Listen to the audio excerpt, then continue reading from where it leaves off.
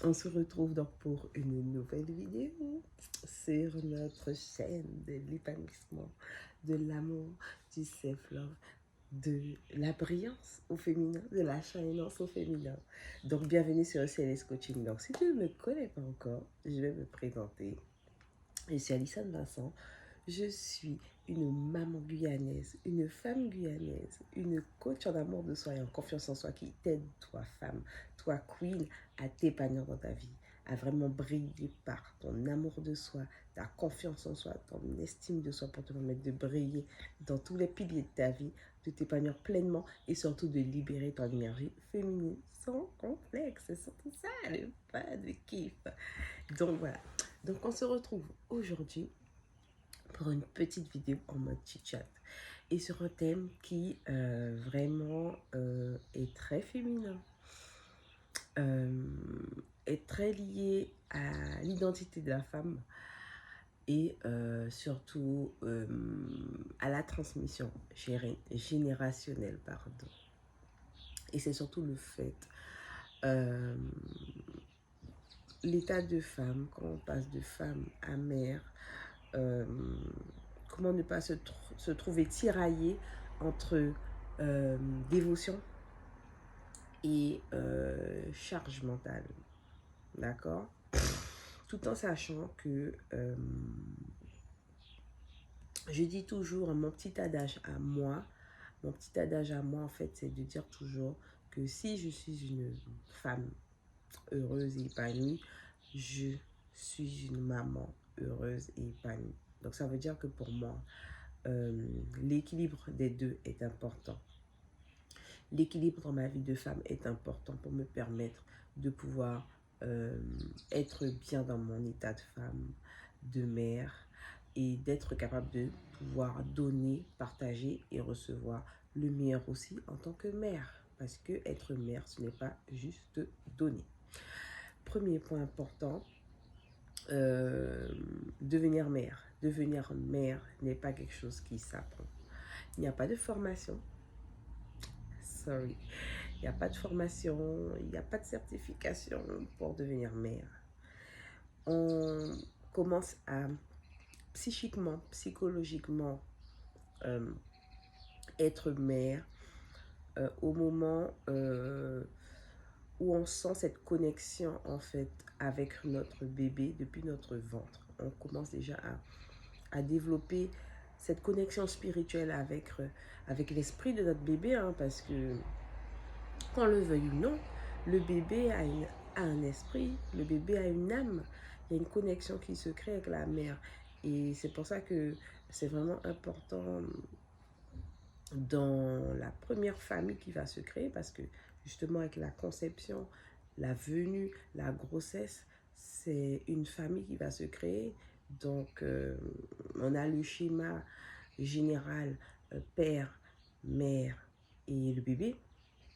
Mais vous avez des schémas aussi familiaux où y a la mère et le bébé. Ou par, pour une situation bien précise, une circonstance bien précise, le père n'est pas là ou n'est plus là. Et il faut faire en sorte que dans le schéma familial qui va se créer et aussi la connexion familiale qui va se créer, de faire en sorte que ce soit équilibré, parce que quand ce lien, cette connexion va commencer à se faire, l'énergie de la mère va donner à cet enfant. L'enfant va apprendre aussi des choses. L'enfant va aussi diffuser des énergies à la maman. Donc il faut aussi prendre conscience en fait que c'est important dans la connexion d'âme à âme qui se fait entre la femme qui va devenir mère et le bébé, de faire en sorte que vraiment ça puisse s'agencer dans les bonnes étapes, sur des bonnes étapes. C'est-à-dire que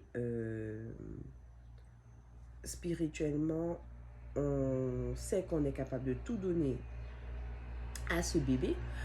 Cependant, il faut doser pour ne pas s'épuiser.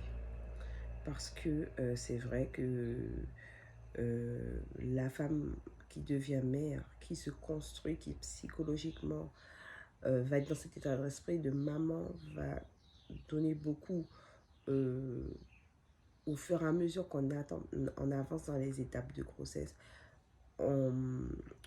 Petit à petit, on noue un lien, on crée un lien, on solidifie un lien qui nous rend très proches, très fusionnels, très, je dirais, très sensibles au niveau psychique avec notre bébé, qui fait que on a cet instinct en nous, notre sixième sens, nous femmes, qui nous permet de déceler quand on sent qu'il y a un truc qui ne va pas avec bébé.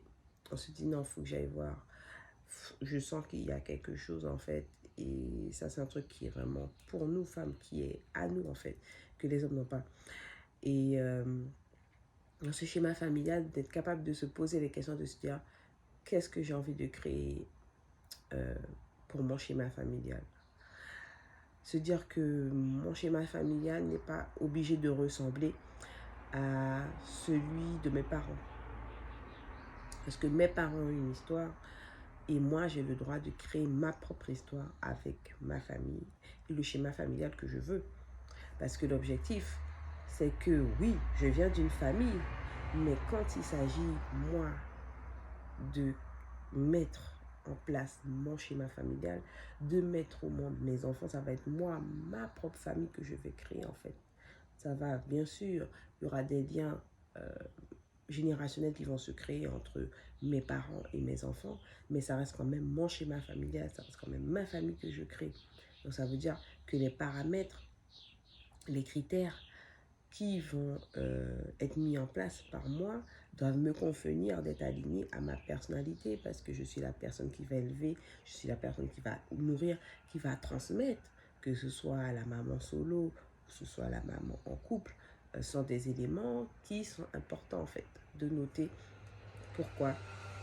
Parce que on continue sur cet état de mère, entre dévotion là et charge mentale excessive, de se dire là maintenant que j'ai créé mon schéma familial, que j'ai mis tous les éléments sains et bénéfiques et alignés pour moi, pour que je puisse pouvoir faire la part des choses en tant que femme, me dédier du temps en tant que femme, me permettre de m'établir dans ma vie de mère, de ne pas me retrouver sous pression, de ne pas me retrouver en baisse énergétique, parce que je me donne déjà beaucoup en tant que femme. Donc je sais qu'en tant que mère, je vais me donner beaucoup, mais l'objectif n'est pas de m'épuiser. L'objectif est de pouvoir donner, mais aussi être capable de recevoir, d'être capable de me sentir épaulée, d'être capable de sentir un soutien derrière moi et d'être capable aussi de déléguer quand je sens que je ne peux pas. Ça fait partie aussi des paramètres que je dois mettre en place pour mon schéma familial. Donc après que j'ai mis tout ça en place, là maintenant c'est de se dire comment je vais gérer ma vie. Comment je vais gérer ma vie en tant que mère. C'est ça, parce qu'il y a eu la vie de femme, mais il y a aussi maintenant la vie de mère. Et de se dire que en fait, c'est pas parce que tu deviens mère que tu dois t'oublier en fait. Non. L'objectif en devenant maman, ce n'est pas de s'oublier en fait, mais c'est juste en fait de pouvoir embellir sa vie, mais sous une autre dimension, sous une autre énergie, une énergie qui est beaucoup plus puissante, une énergie qui est beaucoup plus impactante justement parce qu'il s'agit d'être en fait, d'être humain, mais aussi d'être spirituel qu'on va guider, qu'on va aiguiller, qu'on va nourrir en fait au quotidien. Donc l'objectif c'est de voir en fait justement cette nouvelle dimension de notre vie. Parce qu'en tant que femme, on a plusieurs vies, hein, disons-le. On a plusieurs vies, nous femmes. Donc c'est capable de pouvoir emmener cette dimension de femme d'être une dimension plus haute, plus puissante, plus énergétique, plus féminine, plus alignée à la femme que nous sommes déjà, puisque c'est à partir de la femme que nous sommes que nous créons la mère. Donc nous créons les paramètres pour nous permettre de pouvoir nous épanouir et de se dire dans ce rôle de mère, quelle est la mère que j'ai envie d'être. On n'a pas forcément envie d'être la mère parfaite. On a ce qu'on a vécu par rapport à nos parents, nos expériences par rapport à nos parents, nos grands-parents, les histoires que nos grands-parents nous ont transmises par rapport à comment elles vivaient leur vie de mère, euh, comment nos mères ont vécu leur vie de mère, et de se dire que justement, quand vous décidez la deuxième point de la vision d'être mère et votre prise de conscience de votre pouvoir quand vous êtes une mère, de vous dire de faire attention entre les expériences vécues, les schémas générationnels vécus, de voir quelle est la vision que l'on veut en étant mère. Pourquoi je dis la vision? Parce que autant dans sa vie, de femme, on a des visions, on a des objectifs, on a des projets. Ben pareil, quand on est mère aussi, comme je vous dis, c'est pas un état qui va rester plat. C'est pas quelque chose qu'on apprend à être mère, en fait. Être mère, c'est quelque chose que l'on construit. Vous avez votre propre identité de femme, donc vous avez aussi votre propre identité de mère que vous allez aussi mettre en place, en fait. Et dans votre identité de mère, c'est de voir ce qui vous convient d'établir pour vous sentir mère. Est-ce que vous décidez que pour vous sentir mère, vos critères, c'est déjà de prendre soin de votre personne, parce que vous savez que les êtres spirituels et humains, les êtres individuels qui sont en face de vous, qui vous regardent, qui vous observent et qui se nourrissent de cette part de vous que vous partagez avec eux chaque jour, est-ce que pour vous, dans votre état de mère, votre identité de mère, vous avez besoin de vous sentir bien physiquement? Est-ce que vous avez besoin de vous sentir bien en vous accordant du temps seul? Est-ce que vous accordez du temps pour faire vos activités, pour nourrir vos projets, pour mettre en place votre projet? Est-ce que ça, c'est ce dont vous avez besoin pour votre identité de mère, votre vision de mère? De dire que pour moi, ma vision de mère, c'est que je sois une mère qui ne soit pas juste totalement dévouée à son foyer, mais qui a aussi ce temps perso pour elle, pour penser à ses projets, pour continuer de se nourrir, pour continuer d'augmenter ses compétences, pour vraiment permettre qu'elle puisse être une mère qui soit multipotentielle, en fait. Et c'est pas parce qu'on ne se dévoue pas totalement à ses enfants ou à son époux qu'on est une mauvaise mère, qu'on est une mère imparfaite. Non.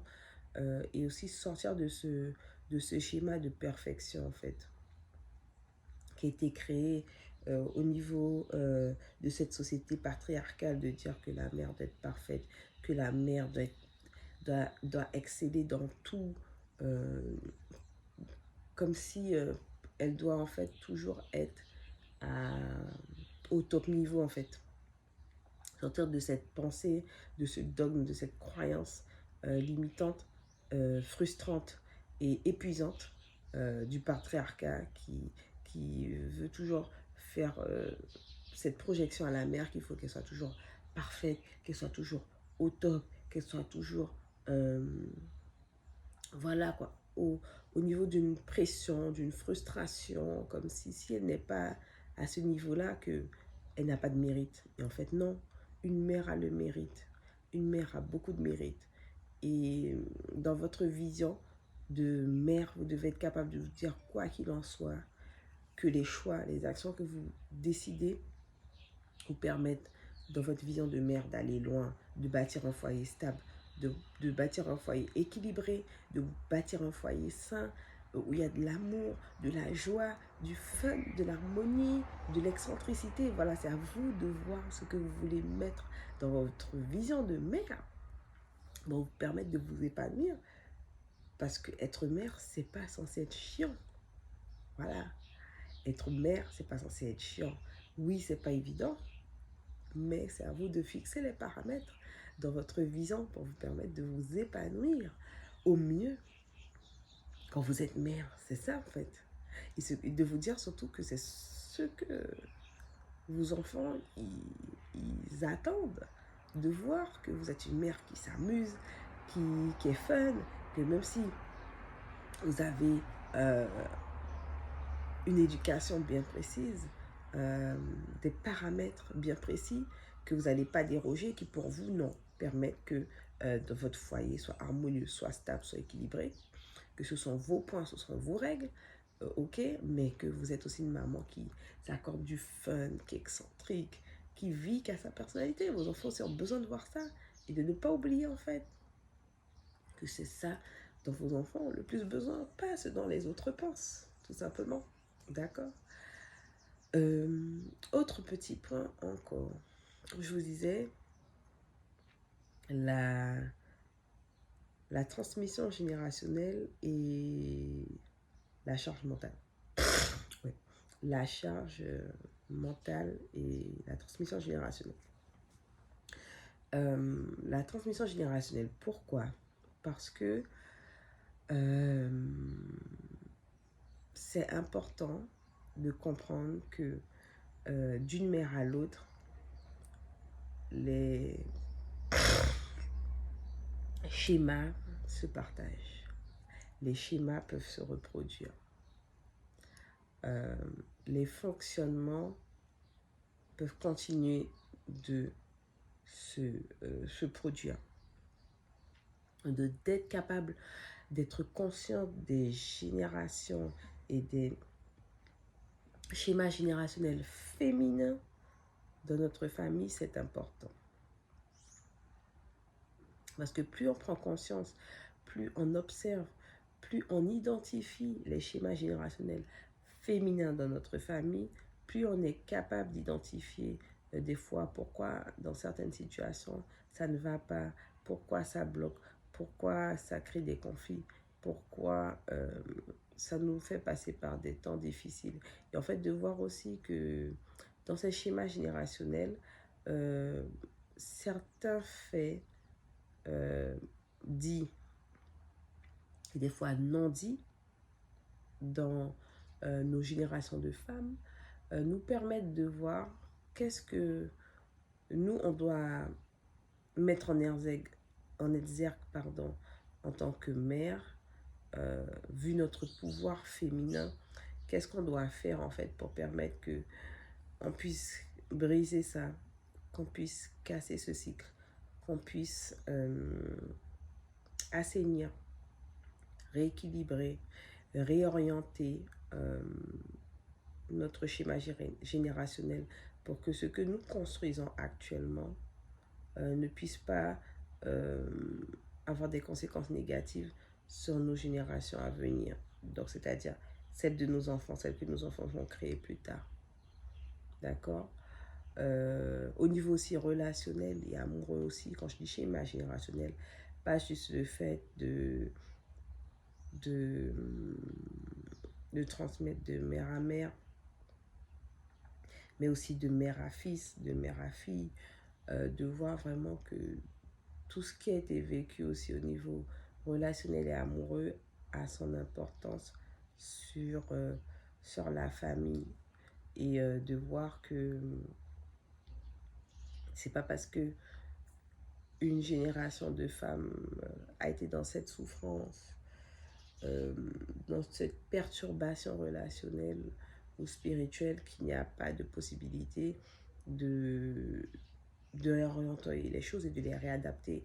Et le plus souvent, vous remarquez que quand vous détectez ça, c'est que sûrement vous êtes la personne en fait qui doit casser ce cycle, qui doit briser ça en fait. Parce que pour d'autres, ça va être passe-partout, ils vont se dire ok, c'est pas plus grave. Mais pour les personnes qui vont remarquer ce genre de détails et qui vont être assez curieux, donc des personnes, quand je dis les femmes, qui vont être curieuses sur ça, ça va être généralement vous, la personne qui allait être la porteuse ou la briseuse de ce cycle. La purificatrice ou la régénératrice, j'aime bien ce terme-là, la régénératrice d'un schéma nouveau, d'un schéma plus sain, d'un schéma plus aligné, d'un schéma beaucoup plus harmonieux dans votre schéma générationnel féminin. Parce que le schéma de la mère, comme je vous ai dit, il nourrit beaucoup par son énergie féminine. La mère, c'est vraiment, je dirais, l'explosion harmonieuse de l'énergie féminine. Parce que moi, j'aime beaucoup prendre la petite image de la mère comme la rose, en fait. Oui, la rose rouge. C'est beaucoup d'amour, c'est beaucoup de transmission, c'est beaucoup de partage. Même si vous avez les petites épines là qui permettent de rappeler, attention, hein, les petits garde-fous, attention. Il y a cette extrême douceur, mais aussi ce côté très poigne de fer, vous voyez, et d'être capable de jongler entre les deux en tant que mère, ça c'est ça en fait. Être aligné en fait entre vos deux parts de vous, ne pas avoir peur de vos parts d'ombre, de vos parts inachevées en tant que mère, parce que c'est tout un état que vous construisez tout au cours de votre vie. Comme l'enfant évolue, grandit, se développe, et bien vous, votre vision identitaire de mère, elle se développe aussi en même temps. Et ça, c'est important de ne pas l'oublier. Ensuite, le point de la charge mentale. Ça, c'est la chose que la mère, elle vit. Elle vit et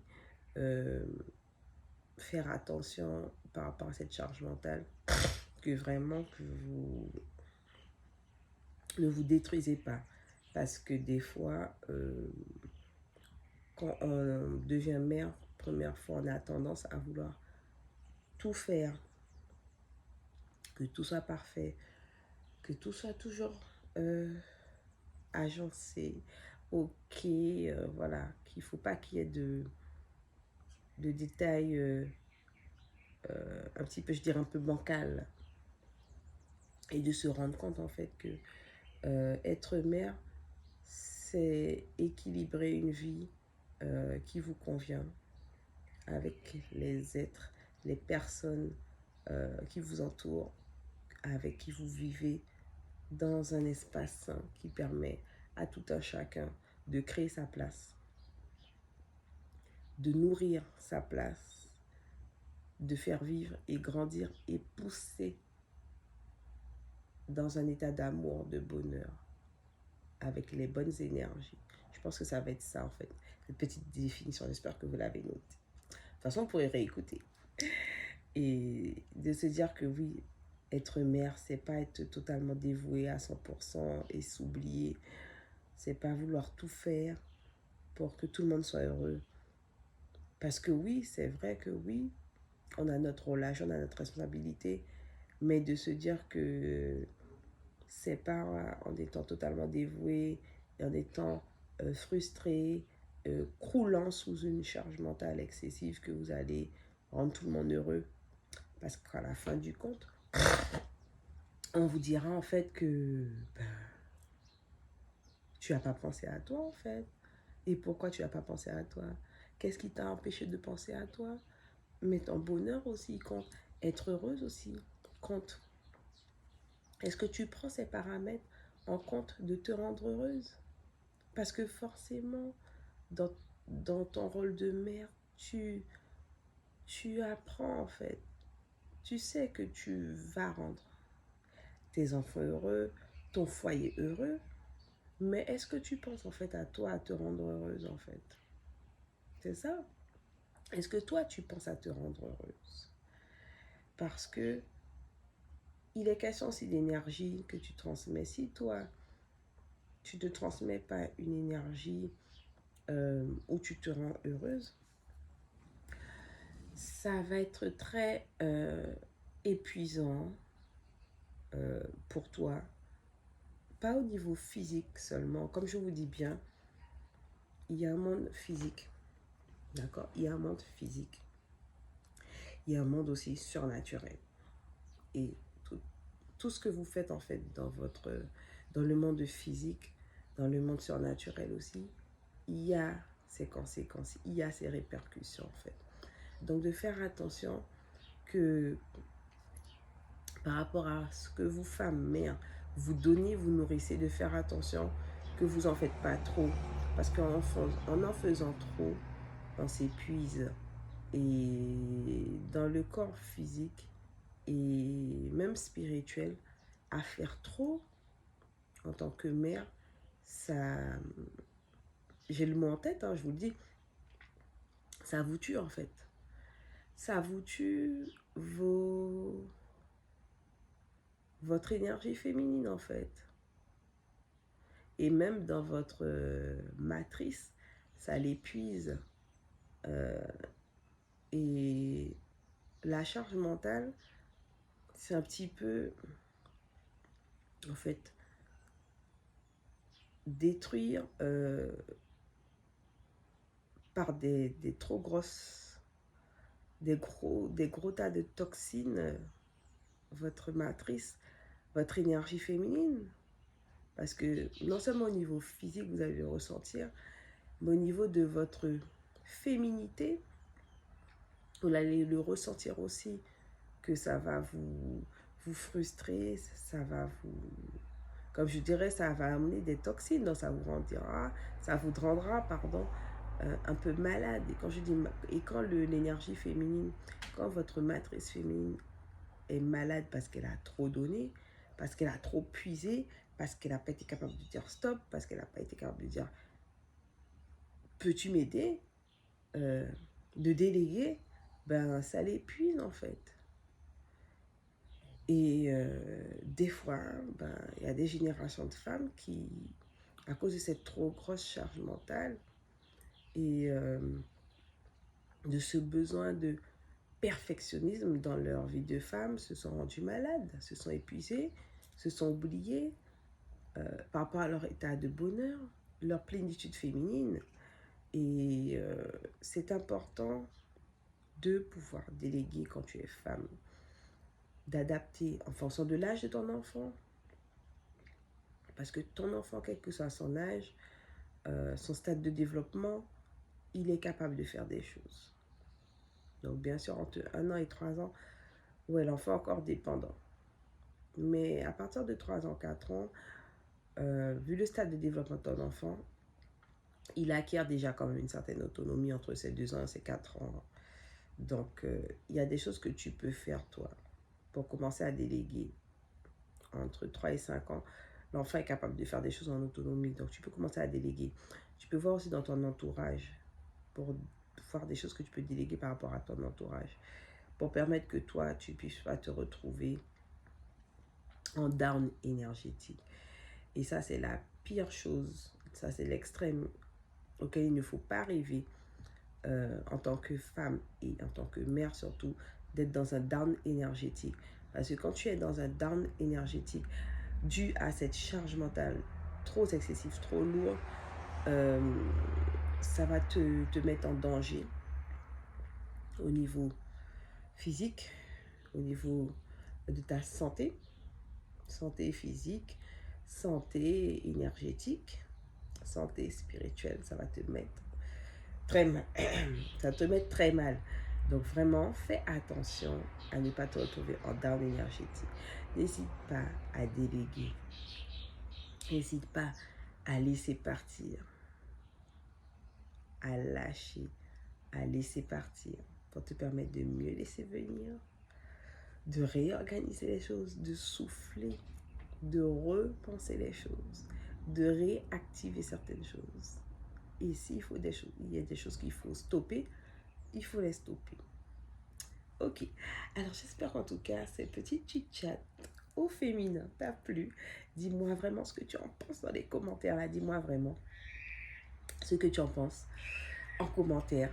N'oublie pas de me mettre des petits cœurs jaunes. Voilà, c'est la couleur de la brillance, de la shinance, de l'énergie bien féminine. Le jaune, tu le sais déjà. Donc, mets-moi des petits cœurs jaunes. Mets-moi des petits commentaires dans ce que tu en penses toi en tant que femme. Partage aussi à tes copines. Tu n'oublies pas notre communauté de queens, de shining queens, de divas. Elle continue de progresser et pour ça je te dis merci. Donc, n'hésite pas à partager ces petits chats. Et puis, tu n'oublies pas, hein, on like, on commente, on partage. On enregistre surtout, si ça t'a plu. Et puis, on se retrouvera de toute façon dans une prochaine vidéo. Voilà mes divas. J'espère en tout cas que ce sujet vous a plu. Moi, ça m'a permis vraiment de partager vraiment beaucoup d'éléments. Et je remercie surtout Lane. Je remercie Lane parce que c'est par rapport à un partage de lecture d'une publication qu'elle a faite et qui a permis de déclencher cet état de conscience et ce petit chat. Donc voilà, Lane, je te dis merci en tout cas pour ce partage que tu as fait. Allez, voilà, bisous, bisous. Allez les divas, on se retrouve très bientôt. See you.